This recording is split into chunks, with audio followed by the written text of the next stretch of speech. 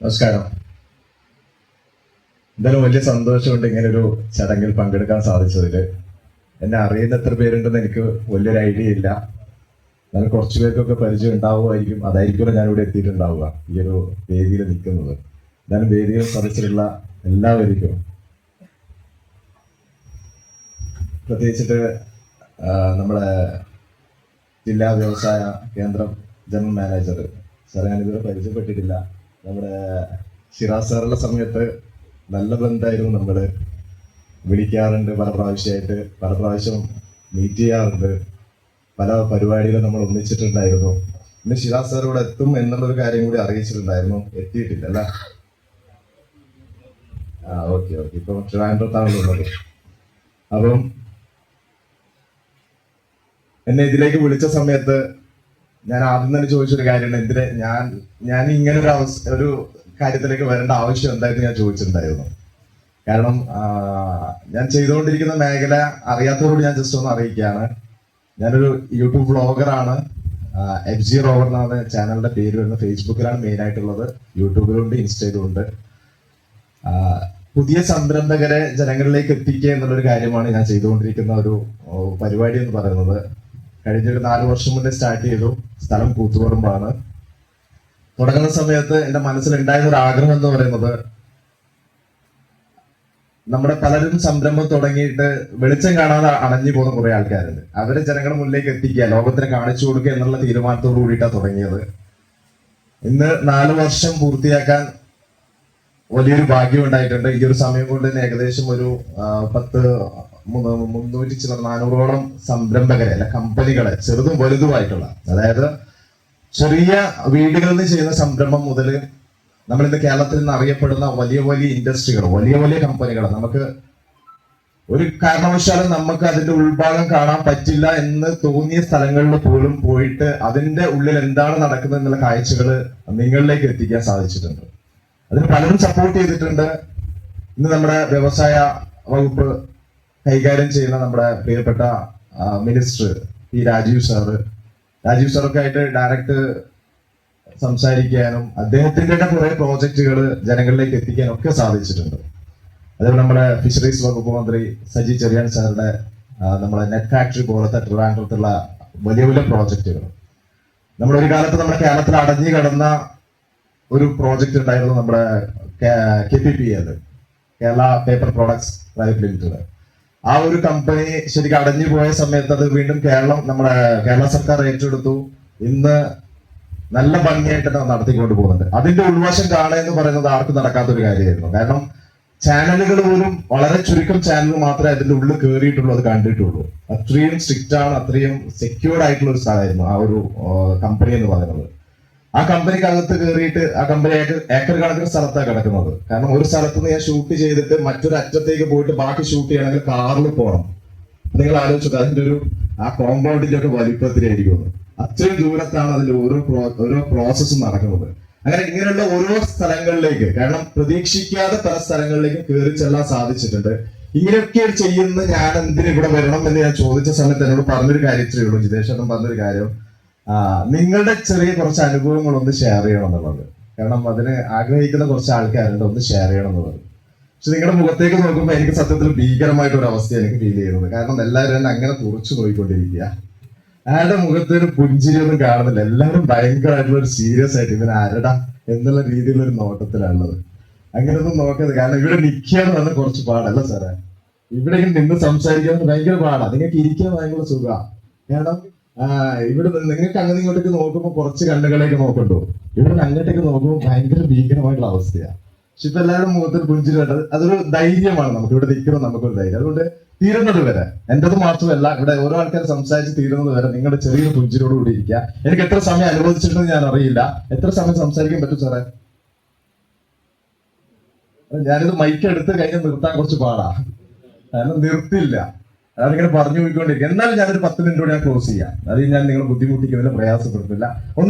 കുറച്ച് കാര്യങ്ങൾ മാത്രം ജസ്റ്റ് ഞാനത് ഷെയർ ചെയ്തിട്ട് ഞാൻ സ്റ്റോപ്പ് ചെയ്യാം.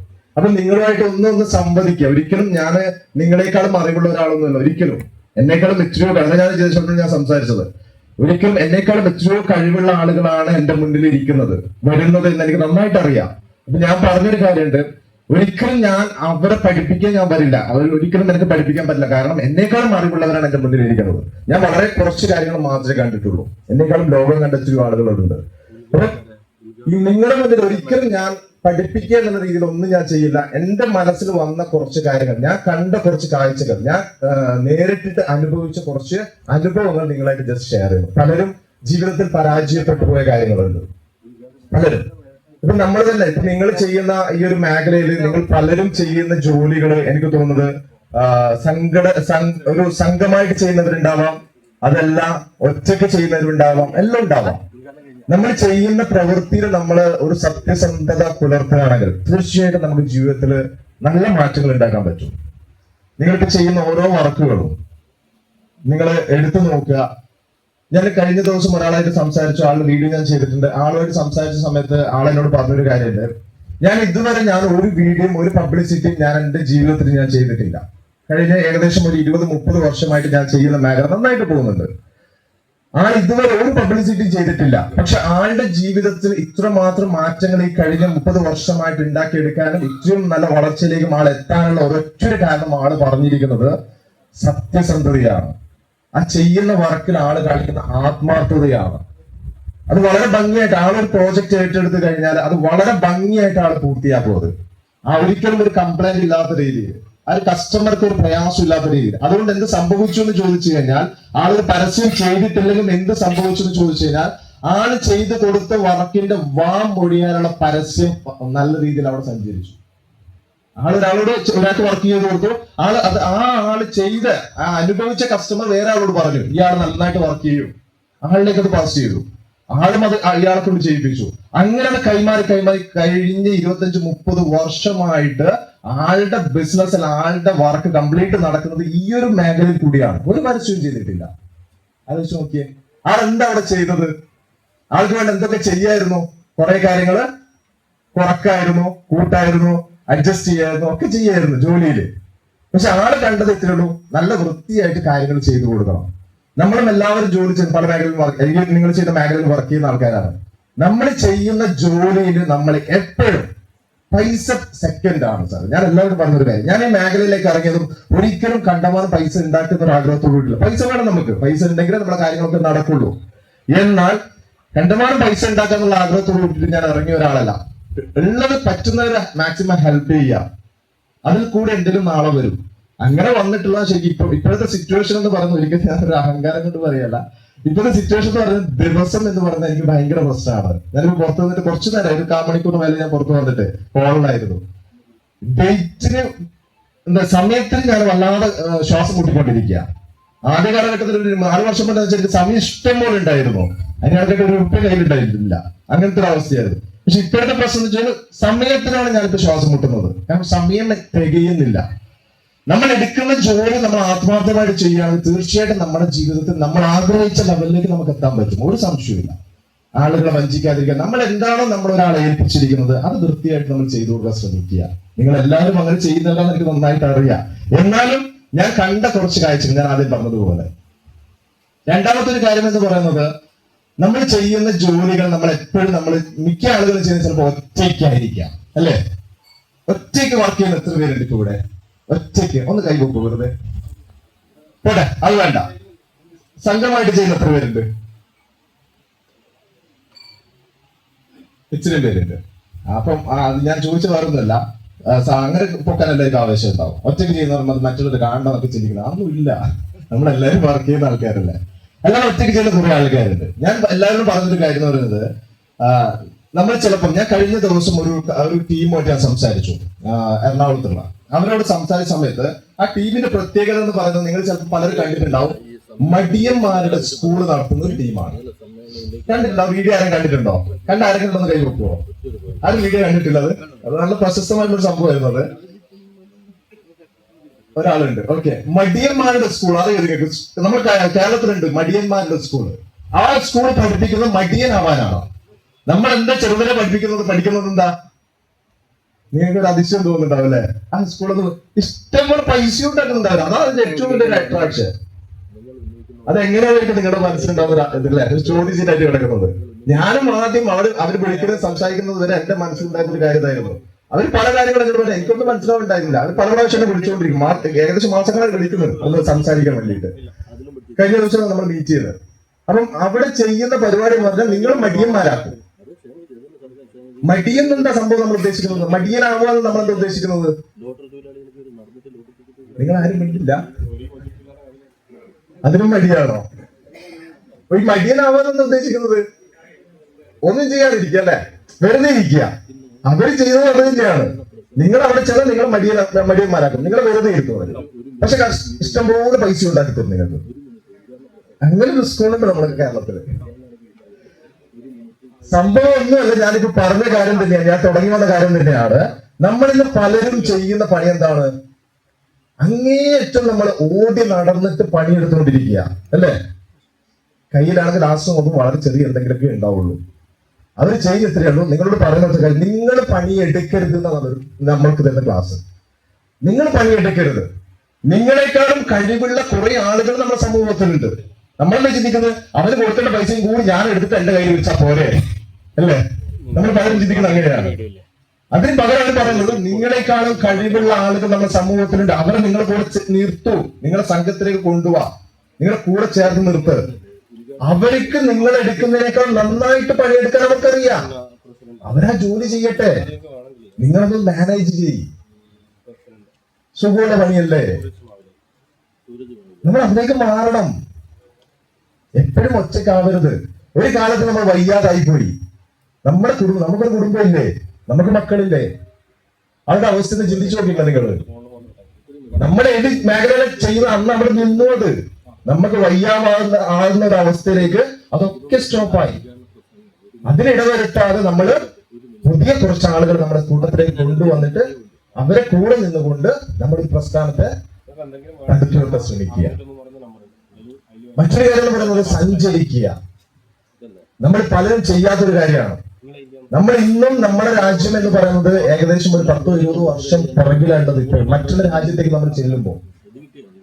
എന്നാൽ നമ്മുടെ ഇപ്പോഴത്തെ ഭരണകൂടങ്ങൾ, അത് കേരള സർക്കാർ ആയിക്കോട്ടെ, നമ്മുടെ കേന്ദ്ര സർക്കാർ ആയിക്കോട്ടെ, വലിയ രീതിയിലുള്ള മാറ്റങ്ങൾ വരുത്താൻ ശ്രമിച്ചുകൊണ്ടിരിക്കുന്നത്. പക്ഷെ നമ്മൾ പലരും ഇപ്പോഴും മാറുന്നില്ല. അവര് മാത്രം തീരുമാനം എടുത്തിട്ട് കാര്യമില്ലല്ലോ. നമ്മൾ പലരും ഇപ്പോഴും നിൽക്കുന്ന പഴയ സ്റ്റേജിൽ തന്നെയാണ്. അങ്ങനെ കഴിഞ്ഞു പോവാ. പുതിയ ലോകങ്ങൾ പലതും പുറത്തുണ്ട്, നമ്മൾ അറിയുന്നില്ല. അത് നമ്മൾ സഞ്ചരിക്കാൻ ശ്രമിക്കുന്നില്ല. നമ്മൾ സഞ്ചരിക്കാൻ ആഗ്രഹിക്കുന്നത് നമ്മുടെ മുമ്പിൽ എന്താണ്? പൈസ പ്രശ്നം അല്ലേ? ഇന്ന് നിങ്ങൾ കാണുന്നുണ്ടോ, ആദ്യമൊക്കെ ചൈനയിൽ പോവാന്ന് പറയുന്നത് ഭയങ്കര ടാസ്ക് ആയിരുന്നു. നമ്മളെല്ലാരും പറയുന്നത് ചൈന എന്ന് പറഞ്ഞാൽ ചൈന പ്രോഡക്റ്റ്, ചൈന ലോക്കൽ സാധനമൊന്നുമില്ല. ചൈന സൂപ്പർ പ്രോഡക്റ്റുകൾ അവിടെ ചെയ്തുകൊണ്ടിരിക്കുന്നത്, സൂപ്പർ ക്വാളിറ്റി പ്രോഡക്റ്റുകൾ. നമ്മൾ അറിയുന്നില്ല. നമ്മളെപ്പോഴും അറിയുന്നത് ഒരു 10 വർഷം കഴിഞ്ഞാൽ നമ്മൾ അറിയും. ഇന്നിപ്പോ അവിടെ നടക്കുന്ന കാര്യം നമ്മളിന്ന് അറിയണമെങ്കിൽ ശരിക്കും ഒരു 10 വർഷം കഴിയും. അപ്പോഴേ നമ്മൾ അറിയുന്നത് ഇങ്ങനെയൊക്കെ ഇവിടെ ലോകത്തുണ്ടോ. അപ്പോഴത്തേക്ക് അവരുടെ ടെക്നോളജിക്ക് മാറിയിട്ടുണ്ടാവും. നമ്മളെക്കാളും ഒരു 10 വർഷം മുന്നേ അവര് സഞ്ചരിച്ചിട്ടുണ്ടാവും മുന്നോട്ടേക്ക്. സഞ്ചരിക്കുക, നമുക്ക് പറ്റുന്ന രീതിയിൽ, നമുക്ക് പറ്റുന്ന ഇടങ്ങളിലൊക്കെ ഒന്ന് സഞ്ചരിച്ചു നോക്കുക. പല ടെക്നോളജികളും പുറത്തുണ്ട്. ആ ടെക്നോളജികൾ നമ്മൾ കയ്യെത്തി പിടിക്കാൻ ശ്രമിക്കുക. അത് നമ്മളെ വർക്കിലേക്ക് കൊണ്ടുവരാൻ ശ്രമിക്കുക. നമുക്ക് ഫാസ്റ്റ് ആയിട്ട് കയറി പോകാൻ പറ്റും. ഇന്ന് ഞാനിവിടെ വന്നപ്പോൾ തന്നെ ഞാൻ കുറെ ചേരൊക്കെ മുന്നിൽ ഒഴിഞ്ഞു കിടക്കുക. എന്നാൽ മുന്നിൽ ഇരിക്കുന്ന കുറെ ആൾക്കാരുണ്ട്, പുറകിൽ കുറെ ചേർ ഇടക്കിടക്കായിട്ട് ഒഴിഞ്ഞു കിടക്കുന്നുണ്ട്. നമ്മൾ എപ്പോഴും ഒരു കംഫർട്ട് സോണിലാണ് ഉള്ളത് അല്ലേ? പുറകോട്ടിരിക്കുമ്പോൾ എന്തോ ഒരു സുഖമാണ്. പണ്ട് സ്കൂളിൽ പഠിക്കുമ്പോൾ നമ്മൾ അങ്ങനെയല്ലേ, പുറകിൽ ഇരിക്കുക എന്ന് പറയുന്നത് ഭയങ്കര സുഖമുള്ള ഒരു കാര്യമാണ്. എന്നാൽ മുന്നിലിരിക്കുന്നവരിക്കോ ആ സുഖമുണ്ടോ സാറേ? ഉണ്ടോ? മുന്നിലേക്ക് കുറച്ച് പാടാ, കുറച്ച് പ്രയാസ, എന്തൊക്കെയോ പ്രശ്നങ്ങളാ. പക്ഷെ മുന്നിലിരിക്കുമ്പം നമ്മൾ ഈ എടുക്കുന്ന ഒരു ഇതുണ്ടല്ലോ, തീരുമാനം ഉണ്ടല്ലോ, നമ്മുടെ ജീവിതത്തിൽ വലിയ മാറ്റം ഉണ്ടാക്കും. അതൊന്ന് ഇരുന്ന് നോക്കണം. ആ കംഫർട്ട് സോണിൽ നമ്മൾ പുറത്തേക്ക് വരണം. അത് പുറത്തേക്ക് വന്നു കഴിഞ്ഞാൽ നമ്മൾ സഞ്ചരിക്കാനുള്ള ആ ഒരു ആഗ്രഹം നമുക്ക് ഉണ്ടാവുക. ഈ സഞ്ചരിക്കാൻ നമ്മൾ പലതും കാണും. ആ പല കാണുന്ന കാഴ്ചകൾ നമ്മൾ ഇതിലേക്ക് കൊണ്ടുവരാൻ ശ്രമിക്കുക. നിങ്ങളുടെ വർക്കിലേക്ക് കൊണ്ടുവരാൻ ശ്രമിക്കുക. അതിൽ തന്നെ പല മാറ്റങ്ങൾ ഉണ്ടാക്കാൻ പറ്റും. ചായയും സമോസയും വടയും ഒക്കെ വന്നിട്ടുണ്ട്. ഇനി ഇതെല്ലാം അവിടെ നിൽക്കട്ടെ, ഞാൻ ചായ കുടിക്കട്ടെ എന്ന് പറഞ്ഞു കഴിഞ്ഞാല് അങ്ങനെയാണോ? ഞാൻ നിർത്തി വെക്കണോ? പലരുടെയും കണ്ണുകൾ അതിലേക്കാ പോകുന്നത്. മുന്നിൽ നിന്ന് കൊടുത്തു തുടങ്ങിയിട്ടുണ്ട്, പുറകിലെത്തുമ്പോൾ തീർന്നു പോകുന്നുള്ള ടെൻഷനും പുറകിലിരിക്കുന്നവരുള്ളത് അല്ലേ? മുന്നിലിരിക്കുന്നവരുടെ പ്രശ്നം പുറകിൽ നിന്ന് നമ്മൾ അറിയാതെ എന്തെങ്കിലും കൊടുക്കുന്നുണ്ടോ എന്നാണ് മുന്നിലിരിക്കുന്നവരുടെ ടെൻഷൻ. കാരണം അത് പുറകിൽ കാണുന്നില്ലല്ലോ. അപ്പൊ അതുകൊണ്ട് ദയവ് ചെയ്ത് വട എല്ലാവർക്കും എത്തും, സമൂസ എല്ലാവരുടെ കയ്യിലെത്തും, ചായ എല്ലാവർക്കും കൊണ്ടുതരും. അതിലേക്ക് ശ്രദ്ധിക്കാതെ കുറച്ചു നേരം ഞാൻ പറഞ്ഞത് ഒരു 10 മിനിറ്റ് ഞാൻ സംസാരിക്കുള്ളൂ. എനിക്കും തിരക്കുണ്ട്, നിങ്ങളെ പോലെ തന്നെ. പെട്ടെന്ന് തന്നെ ഞാൻ തിരിച്ചു പോകും. ഓക്കെ, ഇവിടെ നമ്മൾ സംസാരിച്ച കാര്യങ്ങൾ നമ്മൾ മാക്സിമം, ഞാൻ ആദ്യം പറഞ്ഞതുപോലെ തന്നെ മാക്സിമം നമ്മൾ ആത്മാർത്ഥത കാണിക്കാൻ ശ്രമിക്കുക. ഒരിക്കലും നമ്മൾ അതിൽ നിന്ന് വിട്ടുവീഴ്ച കൊടുക്കാതിരിക്കുക. പുതിയ ടെക്നോളജികൾ, പുതിയ കാര്യങ്ങളിലേക്ക് നമ്മൾ എത്താൻ ശ്രമിക്കുക. ഞാൻ നേരത്തെ പറഞ്ഞു നിർത്തിവിടെയാണ് ചൈനയിലെ യാത്രകൾ. ഈ ചൈന യാത്രകളൊക്കെ ആദ്യം നമുക്ക് ഭയങ്കര ടെൻഷൻ ആയിരുന്നു. പക്ഷെ ഇന്ന് വളരെ എളുപ്പമാണ്. പല സംഘടനകളും ആളുകളിൽ ഇവിടുന്ന് കൊണ്ടുപോകുന്നുണ്ട്. നമുക്കൊരു പണിയില്ല, നമ്മൾ ജസ്റ്റ് പൈസ കൊടുത്താൽ മാത്രം മതി. പൈസ കൊടുത്താൽ നിങ്ങൾക്ക് എവിടെയാണോ നിങ്ങൾക്ക് എത്തേണ്ടത്, നിങ്ങൾ എന്ത് പ്രോഡക്റ്റ് ആണോ നിങ്ങൾ ആഗ്രഹിക്കുന്നത്, ആ ഫേസിൽ നിങ്ങൾ കൊണ്ടുവിട്ടു തരും. ഏകദേശം 5, 6, 7 ദിവസത്തെ പല ഇതും അവർ ചെയ്യുന്നുണ്ട്. പല രീതിയിലുള്ള കാര്യങ്ങൾ അവർ ചെയ്യുന്നുണ്ട്. നിങ്ങൾ ആ ഒരു എമൗണ്ട് കൊടുത്തു കഴിഞ്ഞാൽ നിങ്ങൾക്ക് എത്തേണ്ട സ്ഥലത്തേക്ക് ഇപ്പൊ ക്യാൻഡിൽ ഫയർ വരാൻ പോവാ. ഞാനത് സൂചിപ്പിക്കാൻ കാരണം നിങ്ങൾ അങ്ങനെ നിർബന്ധമായിട്ട് പോകാൻ വേണ്ടിയിട്ടല്ല, ഒരു അറിവിലേക്ക് വേണ്ടിയിട്ടാണ്. ഇപ്പൊ ക്യാൻഡിൽ ഫയർ ഏപ്രിൽ നടക്കാൻ പോകുന്നുണ്ട് ചൈനയിൽ. കഴിഞ്ഞ ഓരോ വർഷത്തിനും ഓരോ നടക്കുന്നുണ്ട്. അത് 3 ഫേസ് ആയിട്ടാണ് നടക്കുക. ഒരെണ്ണം 7 ദിവസം അങ്ങനെ വെച്ചിട്ട് ഓരോ 5, 7, 6 ദിവസമായിട്ട് ഒരു ഏകദേശം 1 മാസത്തെ ഒരു പരിപാടിയാണ് അവിടെ ചൈനയിൽ നടക്കുന്നത്. അവിടെ നമ്മൾ ചെന്ന് കഴിഞ്ഞാൽ പല ടെക്നോളജി നമുക്ക് ഡയറക്റ്റ് അറിയാനും കാണാനും പഠിക്കാനും സാധിക്കും. നമ്മൾ ചെയ്യുന്ന മേഖലയിലേക്ക് നമുക്ക് ഇംപ്ലിമെന്റ് ചെയ്യാനും പറ്റും. അതൊക്കെ നമ്മളൊന്ന് പോയിട്ട് ഒരു തവണയും പോയി കാണണം. ഇന്ന് നമ്മൾ എല്ലാവരും ടൂർ മൂഡിലുള്ളത്. ആ ടൂറ് പോകുന്ന കാര്യമേ ഉള്ളൂ ഇതൊക്കെ ശരിക്കും. പക്ഷെ നമ്മുടെ ജീവിതത്തിൽ വലിയ മാറ്റങ്ങൾ നമുക്ക് ഉണ്ടാക്കിയെടുക്കാൻ പറ്റും. ഞാൻ ഇവരുടെ യാത്രയിൽ ഞാൻ പോകുന്നത് കഴിഞ്ഞ 2 വർഷമായിട്ട് ഒരു കമ്പനി വിളിച്ചുകൊണ്ടിരിക്കുന്നത്. പക്ഷെ ഇതുവരെ പോകാൻ പറ്റിയിട്ടില്ല, സമയത്തിന് പ്രശ്നമുണ്ട്. ഈ ഒരു ഏപ്രിലുള്ള യാത്രയിൽ ഞാനും അവരുടെ കൂടെ ഞാൻ അങ്ങോട്ട് പോകുന്നുണ്ട്. അവിടെയുള്ള കുറച്ച് കാഴ്ച ഇതുവരെ ക്യാൻഡിൽ ഫയർ ഞാൻ പറഞ്ഞിട്ടേ ഉള്ളൂ, കണ്ടിട്ട് നമ്മള് ബാക്കിയുള്ള അറിഞ്ഞിട്ടേ ഉള്ളൂ. നേരിട്ടൊന്ന് കാണണം എന്നുള്ള രീതിയിൽ അങ്ങോട്ട് പോകും. കാരണം വലിയ ടെക്നോളജിയാണ്. പോയി വന്നവരൊക്കെ പറഞ്ഞ അങ്ങനെയാണ്. നമ്മളെക്കാളും 10-20 വർഷം മുന്നെയാണ് അവരൊക്കെ അവിടെ പലതും ചെയ്തുകൊണ്ടിരിക്കുക. ചൈന എന്ന് പറഞ്ഞത് നമ്മൾ പഴയ കേട്ട ചൈനയൊന്നുമല്ല. അത്രയും ക്വാളിറ്റി പ്രോഡക്റ്റ്, ഹൈ ക്വാളിറ്റി പ്രോഡക്റ്റുകൾ, ഇങ്ങനെയുള്ള കുറെ കാര്യങ്ങളുണ്ട്. അതിനൊക്കെ നമ്മൾ ശ്രദ്ധിച്ചാൽ നമ്മൾ എല്ലാവരും ജീവിക്കുന്നത് എന്താ പറയാ, ജീവിതത്തിൽ എന്തൊക്കെ നേട്ടങ്ങൾ ഉണ്ടാക്കാൻ വേണ്ടിയിട്ടാണ്. ഒരൊറ്റ ജീവിതമേ ഉള്ളൂ അല്ലെ? ഞാൻ എല്ലാ വേദിയിലും പറഞ്ഞ ഒരു കാര്യം, ഒരൊറ്റ ജീവിതമേ ഉള്ളൂ. ആ ഒരു ലൈഫ് നമുക്ക് എന്താ പറയാ ഭംഗിയായിട്ട് തീർക്കാൻ നമുക്ക് ശ്രമിക്കാം. നമുക്ക് ചിലപ്പോൾ ആഗ്രഹം ഉണ്ടാവില്ല. പക്ഷെ ഞാൻ നേരത്തെ പറഞ്ഞതുപോലെ നമ്മുടെ കൂടെയുള്ള കുറച്ച് ആൾക്കാരില്ലേ, ആരൊക്കെയാ? നമ്മുടെ ഫ്രണ്ട്സ് ആണോ? അല്ല, നമ്മുടെ വീട്ടിലുള്ള നമ്മുടെ വൈഫ് അല്ല, നമ്മുടെ മക്കളൊക്കെ ഉണ്ട്. അവർക്കൊക്കെ പല ആഗ്രഹങ്ങളും ഉണ്ട്. നമ്മുടെ സാമ്പത്തികത്തിന്റെ പ്രശ്നങ്ങൾ നമ്മൾ പലതും മാറ്റി വെച്ചുകൊണ്ടിരിക്കുക. അത് അവിടെ നിൽക്കട്ടെ, അത് വേണ്ട, പിന്നെ ആക്കാന്നൊക്കെ പറഞ്ഞിട്ട് ആ ഒരു ലൈഫ് ഒരു തവണയുള്ള ആ ലൈഫ് നന്നായിട്ട് ജീവിക്കാൻ വേണ്ടിയിട്ടുള്ള മാക്സിമം ആരെയും ബുദ്ധിമുട്ടിക്കാതെ, ആരെയും പ്രയാസപ്പെടുത്താതെ എന്ന നല്ല കുറെ കാര്യങ്ങൾ ചെയ്തു കൊടുത്തുകൊണ്ട് നമുക്ക് ചെയ്തു തീർക്കാൻ നമുക്ക് സാധിക്കണം. ഞാൻ എല്ലാ വേദിയിലും പറയുന്ന ഒരു ഉദാഹരണമുണ്ട്, ഒരു പയ്യനെ കുറിച്ചിട്ട്. നമ്മുടെ കോഴിക്കോടുള്ള ഒരു അർജുൻ നായർ. ഈ അർജുൻ നായരുമായിട്ട് കുറച്ച് വർഷങ്ങളായിട്ടൊരു പരിചയമുണ്ട്. ആൾ ഇതേപോലെ ഒരു സുപ്രഭാതത്തിൽ വിളിച്ചു, നമ്മൾ അങ്ങോട്ടും ഇങ്ങോട്ടും സംസാരിച്ചു. എന്റെ വീഡിയോസ് ഒക്കെ കാണുന്ന ആളാണ്. ആ പയ്യന് ഒരു തവണ ഒരു മെഷീൻ ഉണ്ടാക്കാൻ വേണ്ടിയിട്ട് ഇറങ്ങി തിരിച്ചു. ഒരു മെഷീൻ, അതായത് നിങ്ങൾ ചിലപ്പോൾ കണ്ടിട്ടുണ്ടാവും, വീഡിയോ വന്നിട്ടുണ്ട് പുള്ളിക്കാരന്റെ. ആരോ 1-2 പേരൊക്കെ ചെയ്തിട്ടുണ്ട്. ആ ആള് ചെയ്ത് കണ്ടെത്താൻ ഉദ്ദേശ കാര്യം എന്താണെന്ന് വെച്ച് കഴിഞ്ഞാല്, നമ്മളെ മുട്ട ഉണ്ടല്ലോ, മുട്ട. ഇതിപ്പോ നമ്മളെ കണ്ടൊരു മുട്ട ഇല്ലേ? ഉണ്ടല്ലോ. ആ മുട്ട നമ്മൾ സാധാരണ നമ്മൾ ഓംലെറ്റ് ചെയ്തില്ലേ? ആ ഓംലെറ്റ് ചെയ്യുന്നത് എങ്ങനെയാണ്? നമ്മൾ മുട്ട പൊട്ടിക്കുന്നു, അത് നമ്മൾ പാനിലേക്ക് ഒഴിക്കുന്നു, നമ്മൾ ആവശ്യമുള്ള ഉപ്പാണ് ഉപ്പ്, അല്ലെങ്കിൽ നമ്മൾ ഉള്ളിയാണ് ഉള്ളി, തക്കാളി അതൊക്കെ ഇട്ടിട്ട് നമ്മൾ ഒന്ന് മിക്സ് ചെയ്തിട്ട് പാനിലേക്ക് ഒഴിക്കുന്നു, അത് തിരിച്ചു മറിച്ചിട്ട് എടുക്കുന്നു അല്ലെ? ഈ മുട്ടയെ നമുക്ക് എന്ത് ചെയ്യാൻ പറ്റണം? ആൾക്ക് എന്ത് ചെയ്യാൻ സാധിക്കണം? അതൊരു ഇൻസ്റ്റന്റ് ആയിട്ട് പെട്ടെന്ന് ഉണ്ടാക്കാൻ പറ്റുന്ന ഒരു പരിപാടി ഉണ്ടാക്കണം. അങ്ങനെ ആൾ കുറെ ആലോചിച്ചു, കുറെ അന്വേഷിച്ചു, ഇത് എങ്ങനെ ചെയ്തെടുക്കാൻ പറ്റും. കാരണം ഈ മുട്ടയെ കൊണ്ടുപോയിട്ട് ആളുകൾ ഇതൊക്കെ ചെയ്യാൻ ചില ആൾക്കൊരു മടിയാണ്. നേരത്തെ പറഞ്ഞ പോലെ മടിയന്മാരെന്ന് പറയുന്ന കുറെ ആൾക്കാരുണ്ട്. അപ്പൊ ഇങ്ങനെ മടിയുള്ളത് കൊണ്ട് തന്നെ, അതായത് ഈ മുട്ട പൊട്ടിക്കണം, ഒരു പാത്രത്തിലേക്ക് ഒഴിക്കണം, ഉള്ളി മുറിച്ചിടണം, തക്കാളി മുറിച്ചിടണം, അതിൽ ചേർക്കണം, ഉപ്പ് കൃത്യമായിട്ട് ചേർക്കണം. ഇതൊക്കെ മടിയുള്ള ആൾക്കാരില്ല, നമ്മൾ പലരും ഉണ്ട് അല്ലെ? എനിക്കൊക്കെ മടി തരില്ല സത്യത്തിൽ, ഈ ഉള്ളിയൊക്കെ പ്രത്യേകമായിട്ട് മുറിച്ചിടാനും തക്കാളിയൊക്കെ മുറിച്ചിടാനും. എന്നാൽ ആൾ ചിന്തിച്ചതാണ്, ഒരാൾക്ക് ഒരു പാക്കറ്റ് പൊട്ടിച്ചാൽ അതിൽ നിന്ന് ജസ്റ്റ് പാനിലേക്ക് ഒഴിച്ച് ഒരു മുട്ട ഓംലെറ്റ് ചെയ്തെടുക്കണം, പറ്റണം. അങ്ങനെ ആൾ ചിന്തിച്ചു, ആള് മെഷീന് വേണ്ടി ഇറങ്ങി തിരിച്ചു. ഭയങ്കര റിസ്ക് ഉള്ള കാര്യമാണ്. കാരണം നമുക്ക് എല്ലാവർക്കും മുട്ടയുടെ അവസ്ഥ നമുക്ക് എല്ലാവർക്കും അറിയാം. ഒരിക്കലും ഇത് ലിക്വിഡ് ഫോമിൽ കൊടുക്കാൻ പറ്റില്ല. ലിക്വിഡ് ഫോം കൊടുത്താൽ അതെന്തായാലും കേടായി കൂടുതൽ കാലം വെക്കാൻ പറ്റില്ല. ആളങ്ങനെ അന്വേഷിച്ച് വന്നപ്പോൾ ആള് ചിന്തിച്ച ഒരു കാര്യം, ഇതിനെ നമുക്ക് പൗഡർ ഫോമിൽ ചെയ്യാൻ പറ്റുമോ? നിങ്ങൾ ചിന്തിക്കാൻ പറ്റുമോ? ഒരു മുട്ടയെ പൗഡർ ഫോമിലേക്ക് ചെയ്തെടുക്കുക എന്ന് പറയുന്നത് നടക്കുന്ന കാര്യമാണോ? വലിയ റിസ്ക് ആണ്. ആള് മെഷീൻ അന്വേഷിച്ചിറങ്ങി. നമ്മൾ കോഴിക്കോടുള്ള കാര്യം ഞാൻ പറയുന്നത്, മെഷീൻ അന്വേഷിച്ചിറങ്ങി പല സ്ഥലങ്ങളിലും പോയി പല രീതിയിലും ആള് അന്വേഷിച്ച് നോക്കി, മെഷീൻ ചെയ്യാൻ തുടങ്ങി. പലരും ആള് റിജക്ട് ചെയ്തു, നടക്കില്ല എന്ന് പറഞ്ഞു. ആള് വീണ്ടും വീണ്ടും ഇതിന്റെ പുറകെ ചെന്നു. ലാസ്റ്റ് ഒരു കമ്പനി ഏറ്റെടുത്തു ആള് ഈ പ്രോജക്ട് ചെയ്യാൻ വേണ്ടി. നമ്മൾ ചെയ്തു തരാന്ന് പറഞ്ഞു, മെഷീൻ ചെയ്തു തരാന്ന് പറഞ്ഞു. മെഷീനാണ് ഇതിന്റെ ഏറ്റവും വലിയ പ്രശ്നക്കാരൻ. അങ്ങനെ വന്നിട്ട് ഈ മെഷീൻ ചെയ്യാൻ വർക്ക് തുടങ്ങി. ആൾ ആദ്യം 1 ചെയ്തു, 2 ചെയ്തു, 3 ചെയ്തു, ഫെയിലായി. എല്ലാം ഫെയിലായി. ആള് വീണ്ടും ആളുകൾ പറയും ചെയ്യാൻ വേണ്ടിയിട്ട് പറയും. അർജുൻ നായർ പറയാണ് വീണ്ടും ചെയ്യാൻ വേണ്ടി ശ്രമിക്കാൻ വേണ്ടി പറഞ്ഞു. അങ്ങനെ 4 പ്രാവശ്യം 5 പ്രാവശ്യം 10 പ്രാവശ്യം ഒക്കെ ചെയ്ത് എല്ലാം ഫെയിലായി. നിങ്ങൾ ആലോചിച്ച് നോക്കിയേ, നമ്മുടെ മാനസികാവസ്ഥ എന്തായിരിക്കും? നിങ്ങൾ എല്ലാവരും ഒരു മേഖല നിങ്ങളുടേതായ മേഖല വർക്ക് ചെയ്യുന്ന ആൾക്കാരല്ലേ? നിങ്ങൾ എന്തെങ്കിലും ഒരു പ്രോജക്റ്റ് തുടങ്ങാൻ ശ്രമിച്ചു, അതങ്ങനെ നടക്കുന്നില്ല, ഏൽപ്പിച്ച ആൾക്കും സാധിക്കുന്നില്ല, എന്തായിരിക്കും അവസ്ഥ? അങ്ങനെ ആൾ പല പ്രാവശ്യം ചെയ്യാൻ ശ്രമിച്ചു, ചെയ്യിപ്പിക്കാൻ ശ്രമിച്ചു. അത് 20 തവണ ചെയ്തു, 20 തവണയും അത് ഫെയിലായി. ഞാൻ ചുരുക്കി പറയാണ്, 20 തവണയും ഫെയിലായി. നമ്മൾ പിന്നെ നടക്കുവോ? അതിന്റെ പുറത്ത് പോവോ? 25 തവണ ചെയ്തു, 30 തവണ ചെയ്തു, ഒക്കെ ഫെയിലായി. ലാസ്റ്റ് ചെയ്യുന്നവർ പിന്മാറി. ഇനി പറ്റില്ല എന്ന് പറഞ്ഞു ആളോട്. ഇനി ഇതിന്റെ പുറകെ നമുക്ക് പറ്റില്ല, നിങ്ങൾ ഒഴിവാക്കിത്താ എന്നുള്ള അവസ്ഥയായി. ആള് വിടാൻ തയ്യാറായിട്ടില്ല. ആൾക്ക് ചെയ്തേ പറ്റുള്ളൂ. വെറും ഒരു മുട്ട ഓംലെറ്റ് ചെയ്യാനുള്ള ഓടുന്ന ഓട്ടായി പറയുന്നത് മെഷീന് വേണ്ടിയിട്ട് ലക്ഷങ്ങൾ. അതിനുശേഷം വീണ്ടും നിർബന്ധിച്ചു. 40 തവണ ചെയ്തു, ഫെയിലായി. 50 തവണ ചെയ്തു, ഫെയിലായി. ഞാൻ തമാശ പറയല്ല, നടന്ന കാര്യമാണിത്.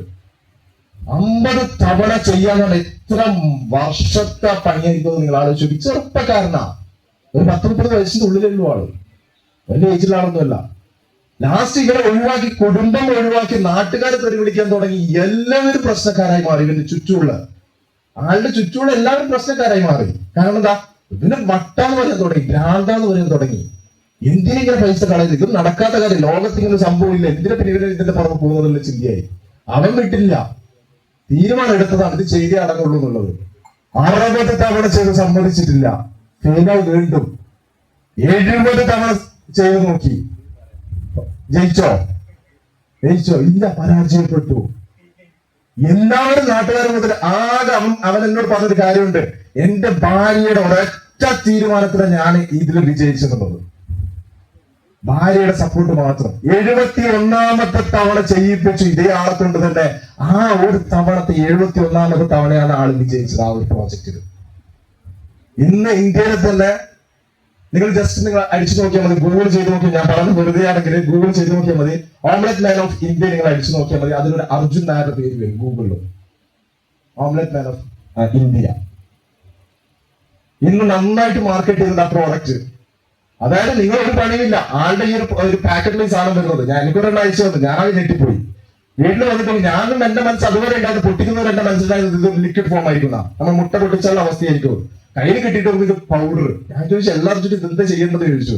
എന്നാൽ ഒന്നും ചെയ്യണം, ജസ്റ്റ് ഒന്ന് പൊട്ടിക്കുക, ഒന്ന് കുറച്ചൊരു വെള്ളം അതിലേക്ക്, ആവശ്യത്തിനുള്ള വെള്ളം മാത്രം അതിൽ മുറ്റിക്കുക, ഒന്ന് നിങ്ങൾ മിക്സ് ആക്കിക്കോ, അത് പാനിലേക്ക് ഒഴിച്ചോ, നിങ്ങൾ ഓംലെറ്റ് റെഡിയാവും. ചെയ്തു, സൂപ്പർ ടേസ്റ്റ്. അതിന് പറയുന്ന ഉപ്പുണ്ട്, മുളകുണ്ട്, നമ്മൾ ഉള്ളിയുണ്ട്, തക്കാളിയുണ്ട്. ആയി വരുമ്പോ ടോപ്പ് സാധനം. സാധാരണ നമ്മൾ കഴിക്കുന്ന ഓംലെറ്റ് എടുത്ത് എപ്പോഴും നോക്കിയാൽ നിങ്ങൾ എത്ര വർഷം ആരൊക്കെ പിന്തിരിപ്പിക്കാൻ ശ്രമിച്ചു, ഏതൊക്കെ വിടത്താൻ ശ്രമിച്ചു, ആൾ വിട്ടുകൊടുത്തോ. ആളുടെ മനസ്സിൽ ഒരൊറ്റ തീരുമാനം ഉണ്ടായിരുന്നുള്ളൂ, നാട്ടുകാരല്ല, വീട്ടുകാരല്ല, കുടുംബക്കാരല്ല, ആരെന്ത് പറഞ്ഞാലും ഞാൻ ഇത് വിജയിക്കുന്നുള്ളത്. ഇന്ന് ഇന്ത്യ അറിയപ്പെടുന്ന ഒരു കക്ഷിയാണ് ഈ ചെറുപ്പക്കാരൻ. അടുത്ത പ്രോജക്റ്റ് തുടങ്ങിയിട്ടുണ്ട്. കഴിഞ്ഞ ദിവസം വിളിച്ചിട്ടുണ്ടായിരുന്നു. ആ മെഷീന്റെ പുറകിൽ ഇപ്പോൾ ഉള്ളതാണ്. പക്ഷെ അത് ഈ പറഞ്ഞ 70 തവണയൊന്നും പുള്ളിക്കാൻ ഫെയിലാക്കൂല. കാരണം പഠിച്ചു പല കാര്യങ്ങളും. ഒരു തവണ നമ്മൾ കടന്നു കിട്ടിക്കഴിഞ്ഞാൽ പിന്നെ നമുക്ക് വലിയ രീതിയിൽ നമ്മൾ കഷ്ടപ്പെടേണ്ടി വരില്ല. എന്നാൽ നമ്മൾ എടുക്കുന്ന തീരുമാനത്തിൽ നിന്ന് ഒരു കാരണവശാലും നമ്മൾ വിട്ടു നിൽക്കാതെ ശ്രമിക്കുക, അതിൽ തന്നെ ഉറച്ചു നിൽക്കാൻ ശ്രമിക്കുക. ജീവിതത്തിൽ ഞാൻ നേരത്തെ പറഞ്ഞതുപോലെ ജീവിതത്തിൽ രക്ഷപ്പെടാനുള്ള ഒരൊറ്റ ടൈമേ നമുക്ക് പുള്ളിക്കാരൻ തന്നിട്ടുള്ളൂ. ആ ഒരു ജീവിതത്തിൽ നമുക്ക് വിജയിക്കാൻ സാധിക്കണം. അത് എന്നും നമ്മൾ ഒറ്റയ്ക്കായി പോരുത്, ഒരു കൂട്ടമായിട്ട് പ്രവർത്തിക്കുക. അതിനെ കൂടെ നമ്മൾ വിജയത്തിലേക്ക് എത്താൻ ശ്രമിക്കുക. ഇതിൽ എടുത്തു പറയുന്ന മറ്റൊരു കാര്യം നിങ്ങളുടെ സംഘടന.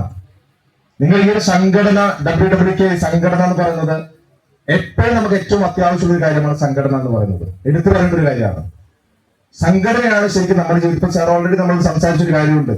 നിങ്ങൾ ഒറ്റയ്ക്ക് പോയിട്ട് ഒരാളോട് പറയുന്നതും നിങ്ങൾ കൂട്ടമായിട്ട് ഒരാളോട് പോയി സംസാരിക്കുന്നതും രണ്ടും രണ്ടാണ്. എപ്പോഴും കൂട്ടമായിട്ട് പോയിട്ട് സംസാരിക്കാൻ ശ്രമിക്കുക. കൂട്ടമായിട്ട് പോയിട്ട് സംസാരിക്കും, തീർച്ചയായിട്ടും നിങ്ങൾക്ക് പെട്ടെന്ന് നടന്നു കിട്ടും. ഒറ്റയ്ക്ക് പോയിട്ട് നിങ്ങൾ സംസാരിക്കും, 10 തവണ പോകേണ്ടത് കൂട്ടമായിട്ട് പോകുമ്പോൾ ഒറ്റ തവണ പോയാൽ മതിയാവും. ആ കൂട്ടായ്മയുടെ കൂടെ നിൽക്കാൻ ശ്രമിക്കുക, അതിന്റെ കൂടെ നിന്ന് പ്രവർത്തിക്കാൻ ശ്രമിക്കുക. ഒരു സെക്രട്ടറിന്റെ, ഒരു പ്രസിഡന്റിന്റെ, അല്ലെങ്കിൽ ഒരു പിന്നെ നമ്മുടെ ട്രഷറർ ഉണ്ട് എന്ന് പറഞ്ഞു കഴിഞ്ഞാൽ, അല്ലെ ജോയിന്റ് സെക്രട്ടറിയോ വൈസ് പ്രസിഡന്റോ ഉണ്ട് പറഞ്ഞാൽ ആ പണിയെല്ലാം അവർക്കുള്ളതെന്ന് ചിന്തിക്കരുത്. നമ്മൾ ഇന്ന് തന്നെ പലരും ഇവിടെ ചിലപ്പോൾ എത്തിയിട്ടുണ്ടാവില്ല ഈ ഒരു പരിപാടിക്ക്, പല പരിപാടിക്കായിട്ട് പോയിട്ടുണ്ടാവും അല്ലെ. നമ്മുടെ സംഘടന എന്നുള്ളത് നമ്മളെ സംഘടനയോട് കൂടി ചേർന്ന് നിൽക്കുമ്പോഴാണ് സംഘടനയിൽ നിങ്ങൾക്ക് നമുക്ക് വേണ്ടിയിട്ട് പലതും ചെയ്യാം. അങ്ങനെ നിൽക്കുമ്പോഴാണ് നമ്മുടെ ഉദ്യോഗസ്ഥരും നമ്മൾ ശ്രദ്ധിക്കാൻ തുടങ്ങുക. നമ്മൾ ഒറ്റയ്ക്കാവുമ്പോൾ നമ്മൾ ശ്രദ്ധിക്കില്ല. ആ സംഘടനയുടെ ബലം എന്ന് പറയുന്നത് വല്ലാത്തൊരു കാര്യമാണ്. നമ്മൾക്ക് അനുഭവിക്കുന്ന ഇപ്പം നമ്മുടെ ഓൾ കേരള ബ്ലോഗേഴ്സിന് നമ്മുടെ ഒരു സംഘടനയുണ്ട്, അതിൽ ജോയിന്റ് സെക്രട്ടറിയാണ് ഞാൻ. അതിൽ നമ്മുടെ കേരളത്തിൽ പല കാര്യങ്ങളും നമ്മൾ ചെയ്തുകൊണ്ടിരിക്കുക. ഒറ്റയ്ക്ക് നടക്കില്ല. നമ്മൾ പുതുതായിട്ട് ഒരു സിനിമ ചെയ്യാൻ പോവുകയാണ്. അത് ഇന്ത്യയിൽ തന്നെ അറിയപ്പെടുന്ന വലിയൊരു ടീമാണ് റാഫേൽ എന്ന് പറഞ്ഞ ഗ്രൂപ്പ്. ആ ഗ്രൂപ്പ് നമ്മളിടത്ത് വരാൻ കാരണം മറ്റൊന്നുമല്ല, നമ്മുടെ സംഘടനയുടെ ബലം കണ്ടിട്ട് വന്നതാണ്. ഞാനെന്ന് പറയുന്നത് നമ്മളെ സെക്രട്ടറി എന്ന് പറയുന്ന പ്രസിഡന്റ് എന്ന് പറയുന്ന ആൾക്കാർ മാത്രമാണെങ്കിൽ ഒറ്റയ്ക്കാണെങ്കിൽ ആരും വരില്ല നമ്മുടെ അടുത്ത്. ആ ഒരു ഗ്രൂപ്പിന്റെ ബലം കണ്ടിട്ട് നമ്മുടെ അടുത്തേക്ക് വന്നതും ഇന്ന് പല മാറ്റങ്ങൾ നമ്മുടെ കേരളത്തിൽ കൊണ്ടുവന്നുകൊണ്ടിരിക്കുകയാണ്, പല കാര്യങ്ങളുമായിട്ട്. അത് തന്നെയാണ് നിങ്ങളുടെ കയ്യിലുള്ള ഈ സംഘടനാ ബലം എന്ന് പറയുന്നത്. ആ ബലം മാക്സിമം നിങ്ങൾ യൂസ് ചെയ്യുക. ഇനി നിങ്ങളും നിങ്ങൾ ഇതിലേക്ക് മുന്നോട്ട് വരേണ്ട ആൾക്കാരാണ്. എന്നും ഈ പറയുന്ന സെക്രട്ടറി ആയിരിക്കും സെക്രട്ടറി, എപ്പോഴും ഈ പറയുന്ന പ്രസിഡന്റിന്റെ അല്ലെങ്കിൽ ട്രഷറിനെയാണോ വരുന്നത്? മാറും നാളെ. ആ മാറ്റങ്ങൾ വരണമെങ്കിൽ നമ്മളും അതിലേക്ക് എത്തിപ്പെടണം. എന്ത് വേണം? നമ്മൾ മുന്നോട്ടേക്ക് വരാൻ നമ്മൾ ആ രീതിയിലുള്ള കാര്യങ്ങൾ ചെയ്യാൻ നമ്മൾ ശ്രമിക്കണം. നമ്മൾ വിട്ടു നിൽക്കാതിരിക്കുക. എന്ത് പരിപാടിയുടെ നമ്മുടെ സംഘടനയുടെ കാര്യങ്ങളുണ്ടെങ്കിൽ നമ്മളത് ഏറ്റെടുക്കുക. കമ്പനി സംഘടനയുടെ കൂടെ നിൽക്കാൻ ശ്രമിക്കുക. കൂടുതലായിട്ട് എനിക്കൊന്നും പറയല്ല, അടുത്തോ? ഓക്കെ, എന്തായാലും ഞാൻ നിർത്തുകയാണ്. കുറച്ച് സമയം കൂടുതൽ എടുത്തു, ഞാൻ 10 മിനിറ്റാ പറഞ്ഞെങ്കിലും ഇനി കൂടുതൽ ആൾക്കാർ സംസാരിക്കാനുണ്ട്. എന്തായാലും പരിചയപ്പെടാൻ പറ്റിയത് വലിയ സന്തോഷമുണ്ട്. നിങ്ങളൊക്കെ കാണാൻ സാധിച്ചത് എന്റെ നാട്ടുകാരുടെ ഇവിടെ ഉണ്ട്. നമ്മുടെ സരോഷ് എന്നോട് സംസാരിച്ചിട്ടുണ്ടായിരുന്നു, ഇങ്ങനൊരു കാര്യം നടക്കുന്ന അറിഞ്ഞിട്ടുണ്ടായിരുന്നു എന്നൊക്കെ പറഞ്ഞിട്ട്. അപ്പം ഇങ്ങനെയുള്ള കുറെ ആളുകളെ കാണാനുള്ള ഒരു ഭാഗ്യം വലിയൊരു സന്തോഷമുള്ള ഒരു കാര്യം തന്നെയാണ്. പരിചയമുള്ള ചില മുഖങ്ങളൊക്കെ ഇവിടെ ഉണ്ട് എനിക്ക്. അതേപോലെ തന്നെ പറയാനുള്ള മറ്റൊരു കാര്യം, എന്നോട് പറഞ്ഞൊരു കാര്യം ഉണ്ടായിരുന്നു, ആർക്കെങ്കിലും എന്നെ കൊണ്ട് ഗുണമുണ്ടെങ്കിൽ നിങ്ങൾ ചെയ്തു കൊടുക്കണം എന്നൊക്കെ പറഞ്ഞിട്ടുണ്ടായിരുന്നു. ഞാൻ ചെയ്യുന്ന മേഖല എന്ന് പറഞ്ഞാൽ ഞാൻ പറഞ്ഞ ഇൻഡസ്ട്രിയിലാണ് ഞാൻ ചെയ്യുന്നത്. പ്രോഡക്റ്റിനെ പരിചയപ്പെടുത്തുക, നിങ്ങൾ ചെയ്യുന്ന പ്രോജക്റ്റുകൾ ജനങ്ങളിലേക്ക് എത്തിക്കുക. വ്യത്യസ്തമായ എന്തെങ്കിലും കാര്യങ്ങൾ തീർച്ചയായിട്ടും നിങ്ങൾക്ക് എന്നെ കോൺടാക്ട് ചെയ്യുക. അതൊന്നും എനിക്ക് കുഴപ്പമില്ല. നമുക്ക് നോക്കിയിട്ട് പറ്റുന്ന രീതിയിലൊക്കെ നമുക്ക് കൈകാര്യം ചെയ്യാം. നിങ്ങൾക്ക് ചെയ്തു തരാൻ പറ്റുന്ന ഹെൽപ്പൊക്കെ ഞാനും ചെയ്തു തരാം. പറ്റുന്ന ആൾക്കാർ ഞാൻ നമ്പർ തരണം. നമ്പർ വേണോ? നമ്പർ ജസ്റ്റ് ഞാൻ തരാം. ഒരു മാക്സിമം നിങ്ങൾ വാട്സപ്പ് ചെയ്യാൻ ശ്രമിക്കുക. വിളിച്ചിട്ട് എടുക്കും. ഞാൻ ഫ്രീ ആണെങ്കിൽ ഉണ്ടാകും, ഞാൻ ഫോൺ എടുക്കും. അല്ലെങ്കിൽ ഞാൻ തിരിച്ചു പിടിക്കാൻ മാക്സിമം ഞാൻ ശ്രമിക്കും. അല്ലെങ്കിൽ നിങ്ങൾ ജസ്റ്റ് ഒന്ന് എനിക്ക് വാട്സപ്പിൽ മെസ്സേജ് ഇട്ട് വെച്ചാൽ മതി. ഞാനത് പിന്നെ ഞാൻ അതിന്റെ റിപ്ലൈ തന്നോളാം. കൂടുതലും പകൽ സമയത്ത് ഷൂട്ടിലായിരിക്കും. 8075 41 442 8075 41 442. ഒരിക്കലും ചാനൽ സബ്സ്ക്രൈബ് ചെയ്യാമെന്ന് ഞാൻ പറയില്ല. നിങ്ങൾ വല്ലപ്പോഴും നോക്കിക്കോളൂ കേട്ടോ. കാരണം പല മാറ്റങ്ങൾ, നമുക്ക് പല പുതിയ കാര്യങ്ങളൊക്കെ അറിയാൻ സാധിക്കും, പഴയ കാര്യങ്ങൾ അറിയാൻ സാധിക്കും. ഒരു വെൽഡിങ്ങിന്റെ ഒരു റാഡ് ചെയ്യുന്ന വീഡിയോ ഞാൻ ഇതിന്റെ അടുത്ത് ചെയ്യുന്നത്, നമ്മൾ പാപ്പനശ്ശേരിയിൽ വെൽഡ് കണ്ടിട്ടുണ്ടായിരുന്നു. ഓക്കെ, പാപ്പനശ്ശേരിയില്ല. അതും ഇതേപോലെ തന്നെ ഒരു തവണ വിളിച്ചപ്പോൾ ഞാൻ അത് പോയി ആ കാര്യങ്ങൾ ചെയ്തു. പലരും അറിയാത്തൊരു കാര്യമായിരുന്നു. ശരിക്കും ഭയങ്കര റീച്ച് ആ വീഡിയോയിൽ വന്നത്, ഭയങ്കര റീച്ച് ആയിരുന്നു. എനിക്കൊന്ന് മില്യൻസ് പോയിട്ട് തോന്നുന്നു ആ വീഡിയോ, ഞാൻ പിന്നെ ശ്രദ്ധിച്ചില്ല. പലരും എന്നെ കോൺടാക്ട് ചെയ്തിട്ടുണ്ട്, നമ്മുടെ നാട്ടിൽ ഇങ്ങനെയൊക്കെ നടക്കുന്നുണ്ടോ എന്നുള്ളത്. അപ്പം ഇങ്ങനെയുള്ള പല കാര്യങ്ങളുമാണ് ഞാൻ ചെയ്തുകൊണ്ടിരിക്കുന്നത്. അങ്ങനെ വ്യത്യസ്തമായിട്ടുള്ള എന്തെങ്കിലും കാര്യങ്ങളുണ്ടെങ്കിൽ നിങ്ങൾ കോൺടാക്ട് ചെയ്യാം, നമുക്ക് നോക്കിയിട്ട് പ്ലാൻ ചെയ്യാം.